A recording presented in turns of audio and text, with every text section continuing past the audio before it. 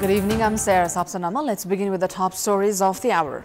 At least 2 people dead in floods in Kathmandu and Bhojpur, 1 person missing, riverbanks inundated in Kathmandu Valley, OPD services halted in hospitals in Bhaktapur. Share market records highest transaction of 21,910 million rupees today. Market goes up by 64.25 points to settle at 2,760.90 points. The killing of Hamas leader Ismail Haniyeh creates political ripple globally. Analysts hint at a potential war in the Middle East region. And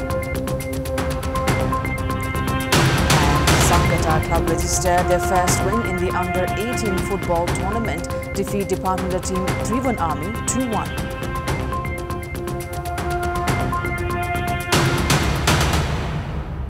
One person has died in flooding in Kathmandu Valley following last night's incessant rainfall, while roads and settlements have been inundated. Roads near Bagmati River, Hanumante, Godavari, Manohara, among others, have been obstructed, while settlements along the river banks have been inundated. A man's body was found in Kathmandu's Balkhu area. Police have suspected his body was swept away to the place by flood. Various spots along the Bagmati corridor have been obstructed as the river swelled up. A few settlements along riverbanks in Thapathali and Balkhu have been inundated. According to police, 75 people have been rescued from various places in Kathmandu. Many places in Lalitpur were also inundated following continuous rainfall last night. 24 were rescued from floods in the district, including 3 minors, 8 women and 13 men.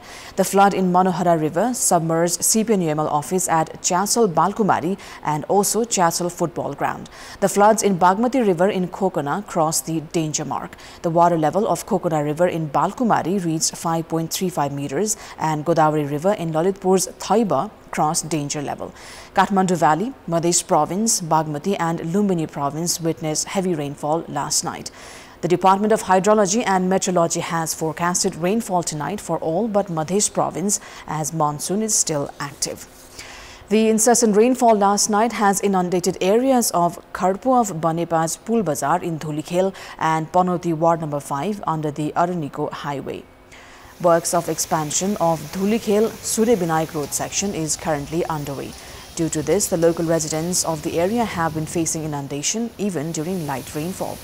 Pul Bazar area had been inundated last Friday as well. Vehicles are compelled to pass through the road section that has been submerged. Water has entered various shops and houses as well. Those who travel through the highway have been facing difficulty while traffic is reported due to inundation.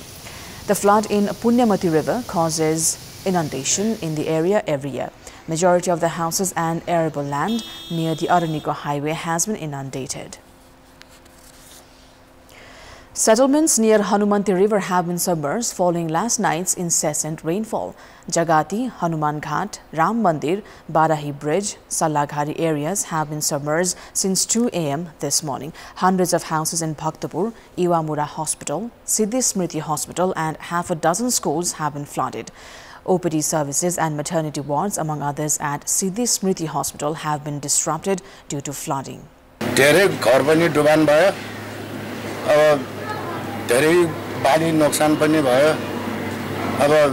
मान्छे हिँड्न पनि बाटो छैन गाडी हिँड्ने पनि बाटो छैन पुल बनाएको नि राम्रो छैन यो नेताहरूले गरेर बिम चाहिँ धेरै तल आछ खोला चाहिँ जाने बाटै छैन त्यो अनुसारमा चाहिँ मान्छेले त्यहाँ घर सबै ठाउँमा बसिरहेछ बाहिर जान आउनु हुँदैन सबभन्दा चाहिँ त्यो पुलले गरेर यस्तो भएको.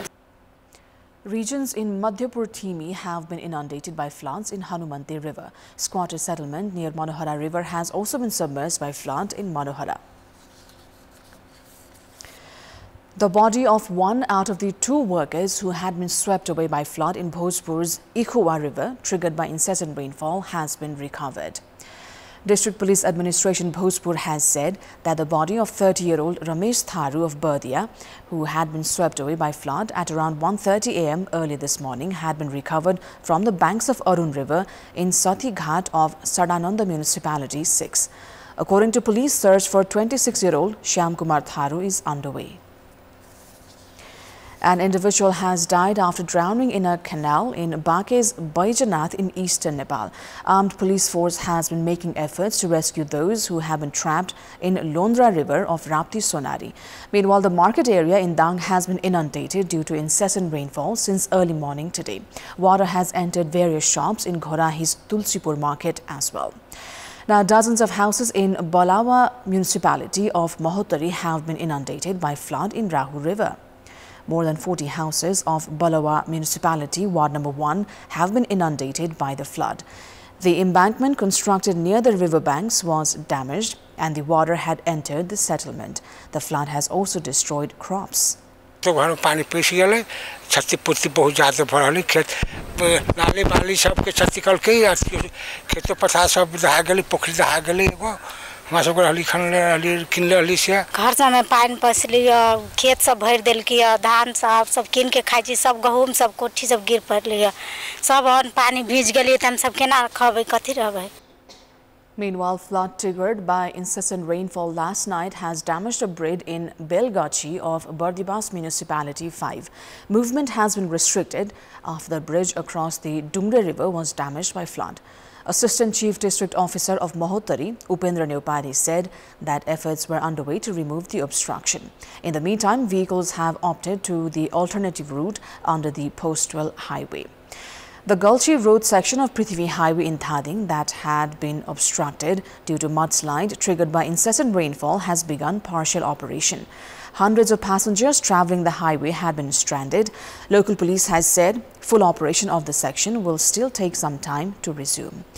Now, Chief Minister of Sudur Paschim Province, Dirga Bahadur Sodari, has been scheduled to take the vote of confidence on Friday. The Province Assembly Secretariat has called a meeting of the Provincial Assembly at 4 p.m. this Friday upon the request of the Chief Minister. Chief Minister Sodari, who had fallen into minority after CPN-UML withdrew its support on 4th of July, has decided to take the vote of confidence on the last day. However, Sodari is unlikely to clear the floor test. He requires support of at least 27 members in the 53-member Provincial Assembly. However, he has the support of 16 members, including 4 members of his party CPN Unified Socialist and 10 of CPN Maoist Centre. Meanwhile, the ruling alliance has support from 29 members as there are 18 members from Congress and 11 from UML in the Provincial Assembly. 7 members of Nagarik Unmukti Party have also decided to lend their support to the ruling alliance. The province is in budget holiday since 16th of July as Sodari-led government failed to endorse the budget on 15th of June.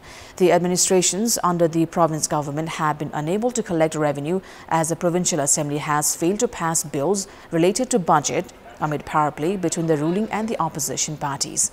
The budget holiday has been caused after UML's Minister for Financial Affairs, Surendra Pal, withdrew his party's support to the province government instead of endorsing the budget introduced by himself. Now, the new province government will have to introduce budget through an ordinance and government entities will be able to collect revenue and spend it as well. The breakthrough of the tunnel of under construction 40 megawatts Raghu Ghat hydroelectricity project in Piple of Myagdi's Raghu Ganga rural municipality has been achieved. The project is a subsidiary of the Nepal Electricity Authority NEA, while Raghu Ganga hydropower is its promoter. With the breakthrough of the 6,270 meters long tunnel, 85% of physical and 70% of commercial progress has been achieved. 60% progress has been achieved towards surge tank, powerhouse and tail race. Likewise, 25% of the works related to generator, twine, switchyard and transmission inside the powerhouse has also been complete. The semi-reservoir project will generate 49.978 million units of electricity per hour in dry season and 240,593,000 units per hour during monsoon. It has been proposed to connect the power produced from the Raghu Ghat hydropower project to Dana Kusma 220 kilovolt transmission line, which is about 700 meters east of the switch yard. It is time now for our segment Public Pulse, where you text us with your opinion. The question is, what's your take on Prime Minister Oli's statement that he would resign a week before he completes 2 years in office? Your options are A. Commitment to agreement, B. Assurance to public officials, and C. No certainty in politics. The voting is on. Type NEWS, select your option A, B or C and send it to 34001 to share your opinion with us. The government has recalled ambassadors for 5 nations. They have been given till 31st of August to return home. Government spokesperson Prithvi Subba Gurung informed Monday's cabinet decision today and said that ambassadors to China, Russia, Australia, South Africa and Sri Lanka have been called back. Since the formation of the Nepali Congress and CPN-UML coalition government, ambassadors have been called back and new recommendations have been made. चीन, Australia, रुसी महासंघ, दक्षिण Africa र श्रीलङ्कामा कार्यरत नेपाली आवासीय राजदूतहरूलाई सो पदको जिम्मेवारीबाट मुक्त गरी मिति 2081 भदौ 15 गते भित्र नेपाल फर्किसक्ने गरी फिर्ता बोलाउने निर्णय भएको छ। Monday's cabinet meeting also decided to give the responsibility of acting Chief of Nepal Army to Ashok Sigdel. Chief of Army Staff Prabhu Ram Sharma is retiring on 9th of September based on age limit. Now, the share market has seen a record transaction of 21,910 billion rupees today. The previous record was 20,490 billion rupees on 8th of August in the year 2021. The share market in fact rose by 64.25 points to settle at 2,760.90 points. 5,960,000 shares of 332 companies were traded today, with 238,000 number of transactions. Share investors of 191 companies made a profit, with 8 companies giving its investors 10% profit. Investors of 44 companies bore loss today. Foreign employment has transformed the living standard of most families in Bardia. Many families have invested in purchase of land, construction of houses and education of their children. Remittance has strengthened their financial status.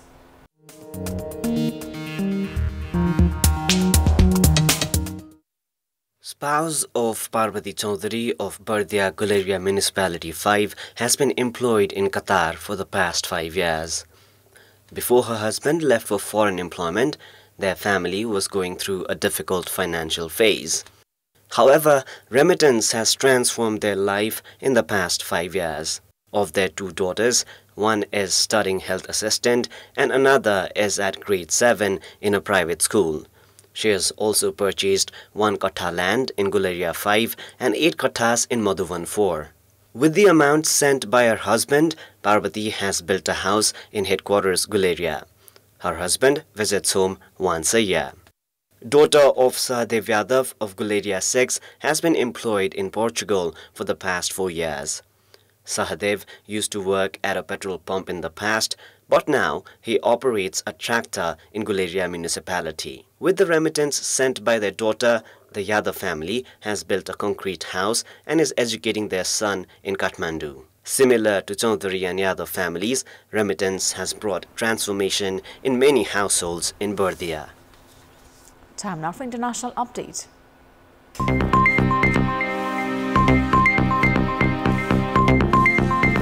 Iran's Supreme Leader Ali Khamenei has said that Israel had provided the grounds for harsh punishment after Hamas leader Ismail Haniyeh was assassinated early this morning in Iran. In a statement read on Iranian news channel IRIB, Khamenei said it was Tehran's duty to avenge the Hamas leader's death as it had occurred in the Iranian capital. There was no comment nor claim of responsibility from Israel. The Israeli military said it was assessing the situation but had not issued any new security guidelines for civilians. U.S. Secretary of State Antony Blinken said the U.S. was not aware of or involved in the killing of Haniyeh. A number of countries, including Turkey, Pakistan, Egypt, Russia and China, condemned the assassination. Crowds gathered near Tehran University to condemn the assassination, which took place less than 24 hours after Israel claimed to have killed the Hezbollah commander it said was behind a deadly strike in the Israeli-occupied Golan Heights. Nearly 1,000 people have been rescued after landslides in the hills of Wayanad district in India's Kerala state, authorities said earlier today, with at least 166 people dead and many still missing. Heavy rain in one of India's most attractive tourist destinations collapsed hillsides yesterday, sending torrents of mud, water and tumbling boulders through tea and cardamom states and small settlements. After a day of extremely heavy rainfall that hampered rescue operations, the Weather Department expects some respite today, although the area is likely to receive rain through the day. It was the worst disaster in the state since deadly floods in 2018. Locals swept away debris today after violent clashes erupted in northwest England overnight, leaving dozens of police officers injured. The clashes in the seaside town Southport followed a knife attack that left 3 children dead and 5 others in critical condition. A total of 39 police officers were treated for injuries, including 27 who were taken to hospital. Police vans were set on fire and protesters dismantled garden walls to hurl bricks at both officers and at a mosque, following speculation on social media that the teenage suspect behind the attack was a Muslim. The horrific incident in the normally quiet town, which left 8 other children wounded, 5 of them in critical condition in hospital, along with 2 adults who tried to protect them, was not linked to terrorism, the police said. Police have arrested an unnamed 17-year-old male on suspicion of murder and attempted murder. The suspect was born in Britain. That is all for the moment. Thank you for watching. Bye for now.